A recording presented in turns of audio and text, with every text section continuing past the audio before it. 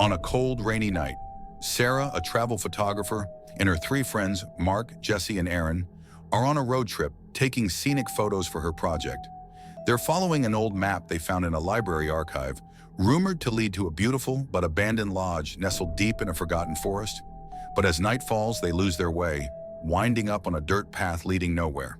After hours of searching, they finally spot the outline of a building through the rain, a crumbling old lodge shrouded in mist. They pull up to it, debating whether to stay the night. The weather is unforgiving, and they have no choice. The lodge's worn-out wooden sign sways in the wind, barely legible, Redwood Lodge. They enter, and the place is eerily silent, as if the air itself is holding its breath. Dust coats every surface, and strange symbols are carved into the walls.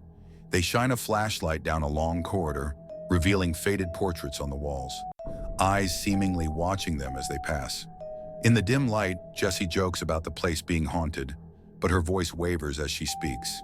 They walk up the creaky, overgrown steps of the lodge, their flashlights cutting through the mist. The building looms, tall and decayed, casting long shadows in the night. Inside, the lodge is frozen in time. Tattered furniture sits in shadowy corners, and a chill clings to the air. They split up to explore, hoping to find blankets or food, each step echoing in the vast silence. Sarah heads down a narrow hall, following a faint creaking sound. Her heart races as she opens a door at the end of the hall, revealing a room with walls covered in strange carvings. It's like a shrine, or a warning. She turns to call the others, but freezes. In the corner of her eye, she sees movement in the mirror on the opposite wall. A figure dressed in tattered clothes stares at her, head tilted, eyes dark and hollow.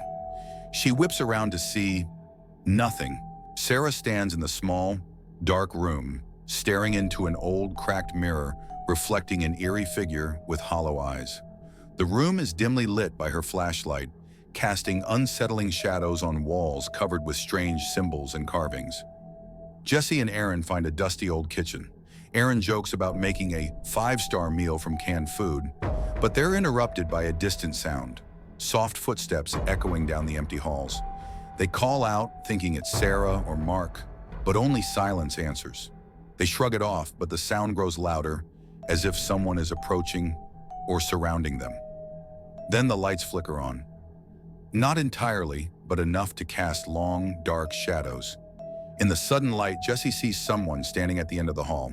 The figure is pale and gaunt, its face blank and expressionless. But when she blinks, it's gone. In the dimly lit hallway, Jesse and Aaron stand frozen as they glimpse a mysterious figure at the end of the hall. The shadows stretch, and the figure appears gaunt and hollow-eyed, staring at them before disappearing. The night deepens, and everyone regroups in the lobby, their nerves frayed. Mark suggests they barricade the doors, convinced that they're not alone. Sarah tries to explain what she saw in the mirror, but they laugh nervously, each one trying to shake off the feeling of being watched. As they stack furniture against the doors, a loud bang reverberates through the lodge. The doors shake violently, and cold air sweeps into the room, extinguishing their lanterns. For a brief moment in the darkness, they hear whispering voices coming from all directions, whispering their names.